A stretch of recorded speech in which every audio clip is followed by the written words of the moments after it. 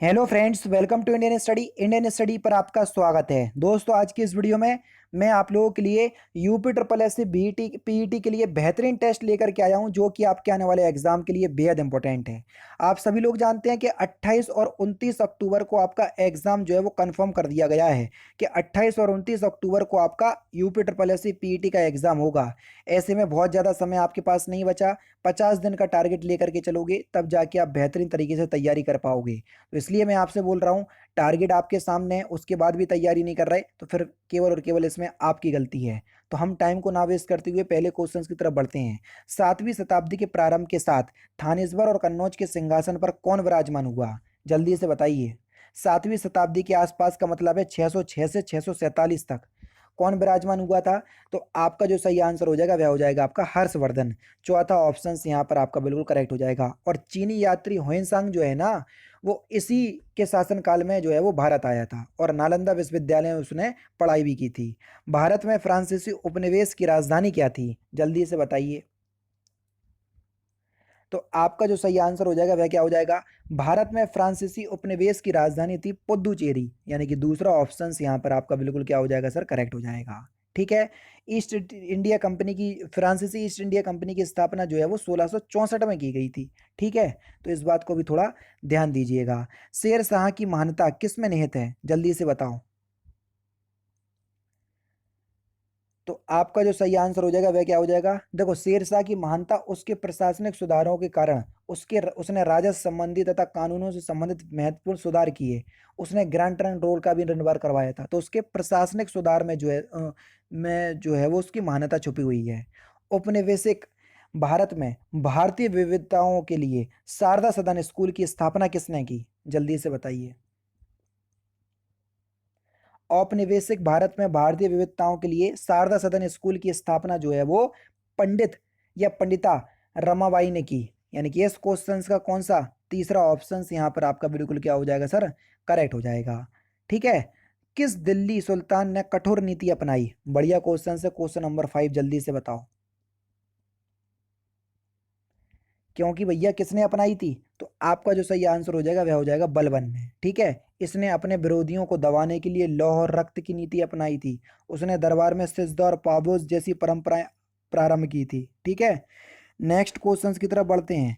Next questions के 1905 में गोपाल कृष्ण गोखले द्वारा स्थापित प्रसिद्ध समाज सेवी संस्था का नाम क्या था? 1906 की बात हो रही है।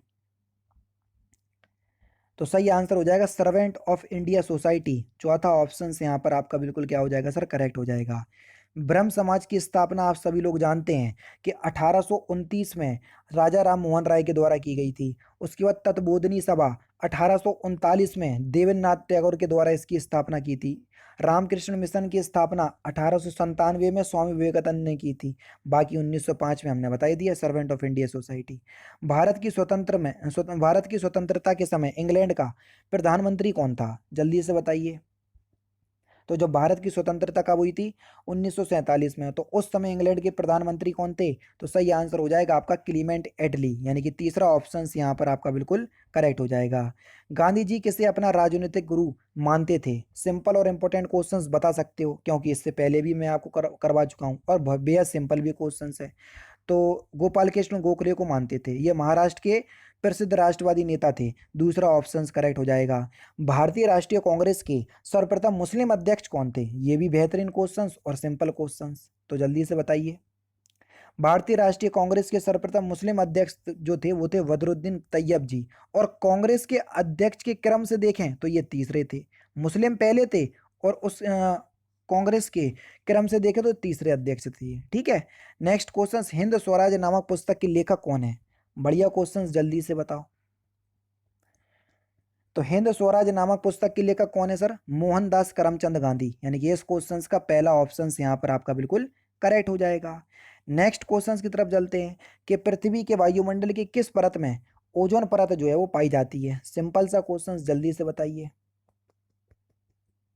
ओजोन परत कहाँ पर पाई जाती है? तो आपका सही आंसर हो जाएगा समताप मंडल में। पहला ऑप्शन करेक्ट। निम्नलिखित में से कौन दक्षिण भारत की सबसे लंबी नदी है? दक्षिण भारत की सबसे लंबी नदी कौन सी है? गोदावरी, पहला ऑप्शन करेक्ट। और इसे दक्षिण गंगा के नाम से भी जाना जाता है।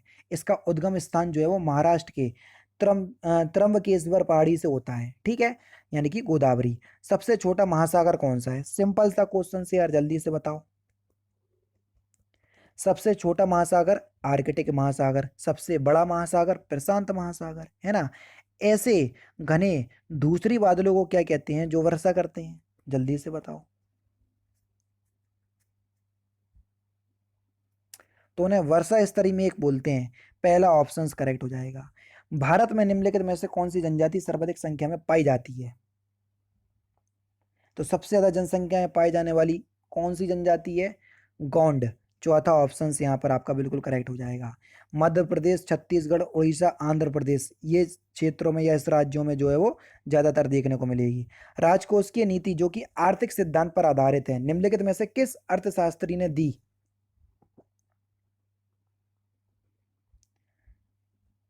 तो किस अर्थशास्त्री ने दी? जॉन मेनार्ड कीन्स ने। दूसरा ऑप्शन करेक्ट। प्राकृतिक प्रक्रिया के माध्यम से किसी वस्तु का उत्पादन भारतीय अर्थव्यवस्था के किस क्षेत्र से संबंधित कार्यकलाप है? तो प्राकृतिक प्रक्रिया के माध्यम से किसी वस्तु का उत्पादन, जैसे इसके अंतर्गत देखो कृषि, वानिकी, मत्स्य पालन, खनन, ये सभी प्राथमिक क्षेत्र के अंतर्गत आएंगे, ठीक है। तो जब प्राथमिक क्षेत्र के अंतर्गत आएंगे तो प्राकृतिक क्रिया के माध्यम से किसी वस्तु का उत्पादन भारतीय अर्थव्यवस्था किस क्षेत्र में आएगा? प्राथमिक। पहला ऑप्शन करेक्ट। नकदी रिजर्व अनुपात किसका उपकरण है? नकदी रिजर्व अनुपात, CRR। तो आपका जो सही आंसर आप कैश रिजर्व रेशियो, अगर इसका फुल फॉर्म आपसे CRR का कैश रिजर्व रेशियो, जिसको नकदी रिजर्व अनुपात बोलेंगे, तो किसका उपकरण है? तो सही आंसर हो जाएगा सर मौद्रिक नीति का। चौथा ऑप्शन करेक्ट। विश्व व्यापार संगठन का मुख्यालय कहाँ पर स्थित है? बढ़िया क्वेश्चन, सिंपल क्वेश्चन, आसानी से बता सकते हो। तो ये जिनेवा स्विट्जरलैंड में है। तीसरा ऑप्शन करेक्ट।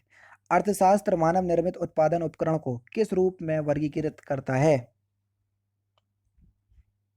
टाइम देखो जरा, टाइम कितना हो रहा। देखो टाइम अगर आपको दिख रहा होगा, रात के 1:04 हो रहा, समझ रहे हो, और आप लोगों की वीडियो अपलोड हो रही। तो सही आंसर आपका क्या हो जाएगा सर? जिनेवा स्विट्जरलैंड तो बता दिया। अर्थशास्त्र मानव निर्मित उत्पादन उपकरण को किस रूप में वर्गीकृत करता है? तो सही आंसर हो जाएगा पूंजी। चौथा ऑप्शन करेक्ट। टाइम दिखाने का मकसद ये है कि इतनी मैं जब मेहनत कर रहा हूँ तो 100 लाइक का टारगेट देता हूँ तो भी कंप्लीट नहीं कर रहे, मुझे समझ ही नहीं आता। राष्ट्रीय खाद्य सुरक्षा अधिनियम निम्नलिखित में से किस वर्ष में पारित किया गया था? जल्दी से बताओ।